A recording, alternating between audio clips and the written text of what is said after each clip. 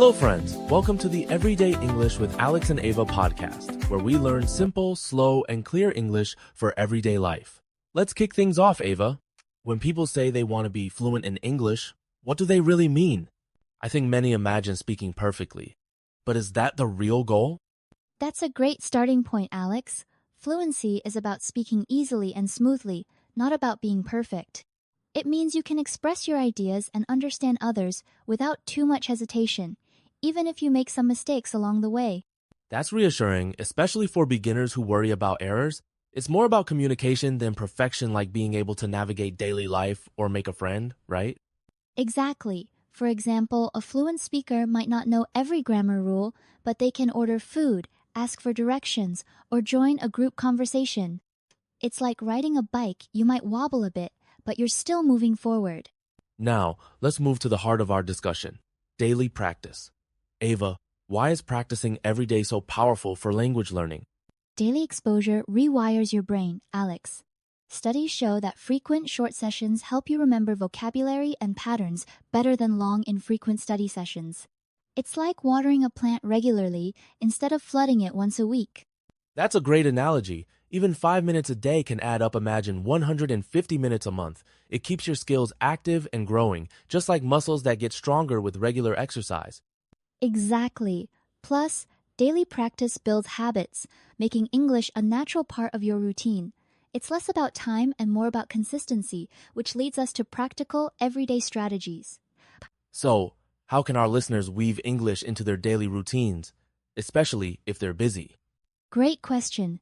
You can narrate your actions, like saying, "I'm brushing my teeth," or switch your phone language to English. Even writing your grocery list in English helps reinforce vocabulary. I also recommend talking to yourself or your pet in English. It might feel odd, but it forces you to think in the language. Plus, watching YouTube or listening to podcasts gives you natural input without needing a classroom. Absolutely. The more you use English in real-life situations, the easier it becomes. You're not just studying, you're living the language, which is the fastest route to fluency. Let's address a common obstacle, fear of making mistakes. How did you, Ava, manage that when you first started learning English? Honestly, I was very shy at first, but I realized mistakes are part of learning. Each error taught me something new. In fact, research shows that learners who make and correct mistakes learn faster than those who aim for perfection. That's encouraging. I remember recording myself speaking and laughing at my mispronunciations, but over time, I improved a lot. It's like learning to dance. You stumble, but you get better with practice. Exactly. Mistakes are not failures, they're stepping stones. The important thing is to keep speaking, even if you don't know the perfect word. Communication, not perfection, is the real goal.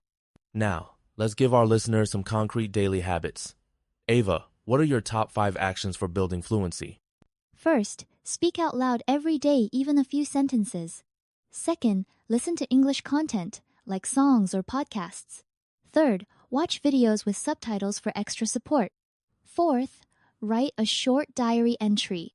And fifth, practice shadowing. Repeat what you hear to copy pronunciation and rhythm. These steps are simple, but powerful. Shadowing, for example, helps your brain absorb natural patterns, almost like how babies learn by mimicking adults. Exactly. And the best part? You don't need special tools, just your voice, a notebook, and access to some English media. Small, consistent actions make a big difference over time. Let's dig a little deeper into shadowing, since many listeners may not know what it is. How does repeating after a speaker help with fluency? Shadowing helps connect your listening and speaking skills. By repeating immediately, you train your mouth and brain to produce sound patterns quickly, improving pronunciation and confidence. Think of it like rehearsing lines in a play until they feel natural. And the benefit is that you hear real-life intonation and rhythm, not just textbook phrases. It's almost like having a mini language coach in your ear every day. Exactly. Over time, shadowing builds muscle memory for common phrases, making spontaneous conversation much easier. It's a proven technique used by polyglots worldwide. Vocabulary is another key to fluency. Ava, how can learners grow their word bank beyond memorizing lists? Learning words in context is crucial. For instance, instead of just memorizing habit, use it in sentences. I have a habit of reading every night. This helps you remember and use the word naturally. That makes sense. Research shows that context-based learning increases retention by up to 50%. Watching shows or reading stories exposes you to words in action, not isolation. Exactly. Plus, when you encounter a new word multiple times in different situations, your brain starts to recognize patterns, making recall automatic. Let's talk about motivation. Learning a language can feel slow. How can listeners stay positive and keep going? It helps to set small, achievable goals, like learning 5 new words a week or having one conversation in English. Celebrate each win, no matter how small. Progress is progress, and keeping a positive mindset is essential. Definitely. I recommend tracking your improvements, like recording yourself once a month and listening back.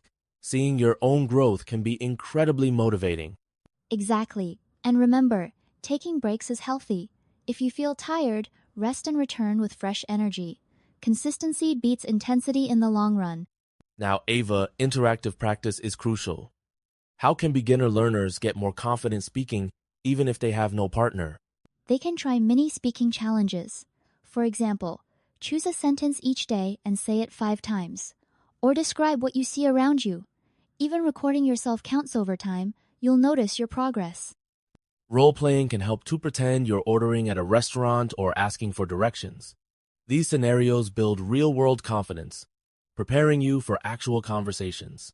Exactly. The more you practice, the more natural speaking becomes. Each attempt reduces anxiety and builds the habit of thinking in English. As we wrap up, Ava, what's your final advice for making English learning enjoyable and sustainable? Bring English into activities you love. Watch movies, sing songs, read about your hobbies. When learning feels fun, it's easier to stick with. Social connections, like chatting with friends online, also boost motivation. That's right. And if you ever feel overwhelmed, it's okay to pause and recharge. Remember, language learning is a journey, not a sprint. Absolutely. The key is to keep going, celebrate small wins, and remember you are making progress every time you practice. We believe in you. Thank you so much for learning with us today. If you enjoyed this episode, don't forget to like, subscribe, and come back for more beginner-friendly English practice. Remember, learning English is a journey. Keep going and don't give up.